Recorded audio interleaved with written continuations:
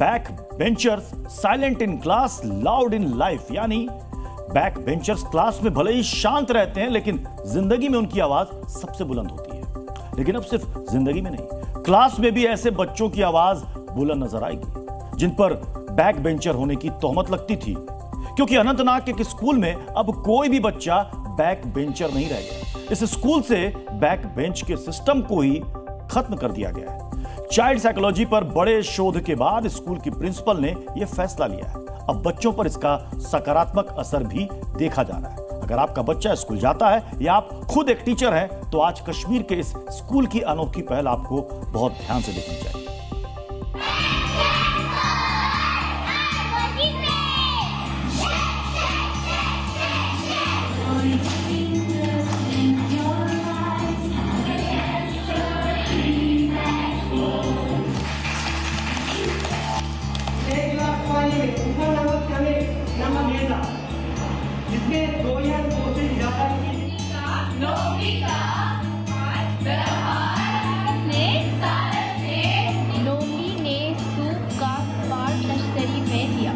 कश्मीर का अनंतनाग जिला,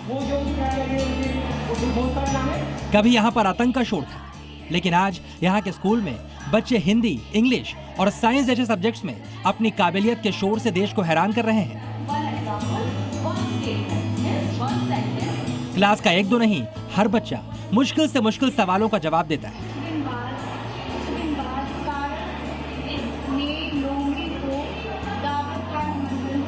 आज आपको इस क्लास के हर बच्चे के आत्मविश्वास की वजह भी समझनी चाहिए, जो इस स्कूल के क्लास के सीटिंग अरेंजमेंट यानी क्लास में बच्चों के बैठने की व्यवस्था में छिपी है।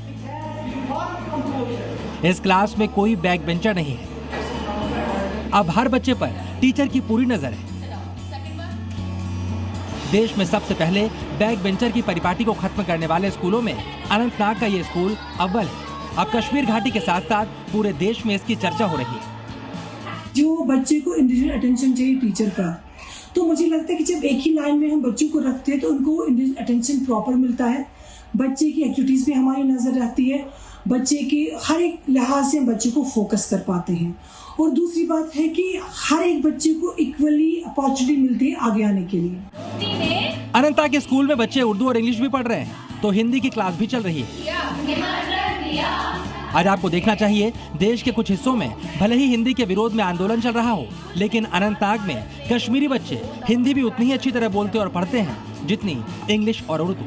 सारस की सूप सुराही में परोसा, लोमड़ी ने सारस को निमंत्रण दिया। कुछ महीने पहले तक क्लास के हर बच्चे में इतना कॉन्फिडेंस नहीं था। कुछ बच्चों के अंदर पीछे बैठने की वजह से हीन भावना थी। अब स्कूल के बच्चे खुद बता रहे हैं, क्लासरूम से बैक बेंच हट गई है, तो पीछे बैठने वाले बच्चों के दिल से सवालों का डर और खुद को कमतर समझने की भावना भी निकल गई। पहले के सिस्टम में बैक बेंचर्स जो होते थे वो सबसे पीछे बैठते थे और कभी कभार ऐसा होता था कि उन तक टीचर की आवाज नहीं पहुंच पाती थी। और जब हम एक साथ बैठ रहे, बैक बेंचर वो वाला सिस्टम खत्म हो गया है, तो हर कोई टीचर को अच्छे से सुन पाता है और जब भी किसी बच्चे का कोई डाउट आता है तो वो अच्छे से टीचर को वो डाउट पूछ पाता है। जो स्टूडेंट्स हैं वो ऑल टुगेदर बैठ रहे, इंटरेक्शंस कर रहे, जो भी इनके डाउट्स है वो क्लियर हो रहे। ये जो सिस्टम था ये बहुत ज्यादा प्रिवेलेंट था कि back benchers are not good in studies, so वो जो स्टीरियोटाइप है वो भी एक तरीके से एंड हो रहा है। Doctor Tauheeda Makhdoomi's international school की प्रिंसिपल होने के साथ साथ चाइल्ड साइकोलॉजी पर पीएचडी भी कर चुकी है। इसके अलावा उनके पास टीचर्स को ट्रेन करने का लंबा अनुभव है। बैक बेंच सिस्टम को अपने स्कूल से खत्म करने के लिए उन्होंने अपने अनुभव के साथ साथ बैक बेंचर्स बच्चों पर किए गए रिसर्च को भी आधार बनाया। आज आपको भी दुनिया में इस विषय पर हुई तमाम रिसर्च और उनके निष्कर्ष के बारे में जानना चाहिए। एक स्टडी के मुताबिक जो छात्र क्लास में आगे बैठते हैं वो क्लास में ज्यादा ध्यान देते हैं और ज्यादा प्रश्न पूछते हैं। बैक बेंचर्स बच्चों का आमतौर पर क्लास से जुड़ाव कम रहता है और उनके परीक्षा परिणाम आगे बैठने वाले बच्चों की अपेक्षा कम होते हैं। Classroom sitting and student behaviour पर की गई एक स्टडी के मुताबिक पीछे बैठने वाले छात्र अधिक स्वतंत्र लेकिन अधिक अव्यवस्थित भी होते हैं। ये भी पाया गया कि शिक्षक का ध्यान ज्यादातर आगे बैठे छात्रों पर ही होता है। एक और research the back bench effect के मुताबिक जो छात्र खुद को कमजोर या असहज मानते हैं वो पीछे बैठना पसंद करते हैं, जिससे उनका आत्मविश्वास और भी कम हो जाता है।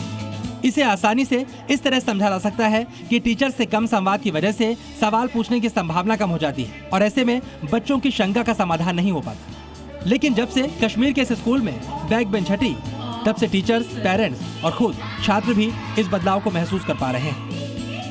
वो कहते हैं कि ये सिस्टम हमारा जो है, इसमें हमें लगता है कि हम में से कोई जो है सुपीरियर, इंफीरियर, इंटेलिजेंट, डल, तो ये हमें नहीं पता चलता है। जब उससे सवाल किया जाता था उसको नहीं आता था, फिर जब टीचर्स इसकी वजह पूछते थे वो बोलती थी सर मुझे समझ नहीं आया।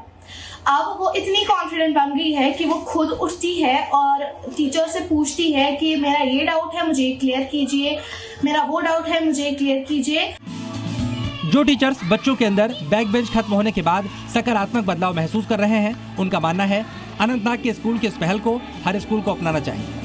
हर एक स्कूल में ये बैक बेंचर सिस्टम जो है ये नहीं होना चाहिए, तो हर एक बच्चे ऐसे ही आने चाहिए, क्योंकि इससे जो मैंने भी पर्सनली बच्चों में देखा कि बच्चे इक्वली पार्टिसिपेट करते हैं क्लासरूम एक्टिविटीज में। बैक बेंचर्स होना हमेशा गलत नहीं है। कई क्रिएटिव और सफल लोग बैक बेंचर रह चुके हैं, लेकिन कोई बच्चा जानबूझकर खुद को पीछे रख रहा है तो ये चिंता का विषय हो सकता है। लेकिन बैक बेंच के स्थायी सिस्टम को खत्म करके अनंतनाग के स्कूल ने जो पहल शुरू की है उसने पेरेंट्स की इस चिंता को हमेशा हमेशा के लिए खत्म कर दिया है। शरद अवस्थी, जी मीडिया, अनंतनाग।